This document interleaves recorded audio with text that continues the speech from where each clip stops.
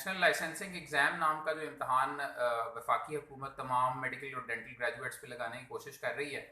वो मेरा ख्याल है कि बिल्कुल इलीगल है, क्योंकि जो बच्चे एमबीबीएस के कोर्स में 5 साल पहले दाखिल हुए थे उनका जो पैटर्न ऑफ एग्जामिनेशन है और जो बाकी सारी कैलेंडर ईयर हैं वो सब डिसाइड हुए हुए हैं और उसके मुताबिक उनके इम्तहानात होने हैं। अगर कोई भी नया इम्तहान किसी भी क्लास पे या किसी भी एक जो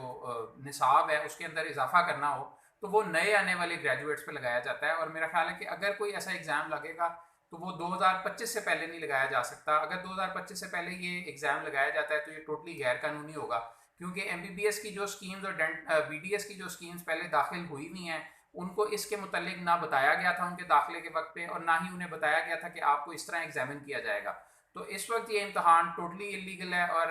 मेरा ख्याल है कि इस गवर्नमेंट को इसे वापस ले लेना चाहिए, और अगर गवर्नमेंट वापस नहीं लेगी तो ये इसे वाईडी अदालतों में चैलेंज करेगी और इसको सेट असाइड करवाएगी।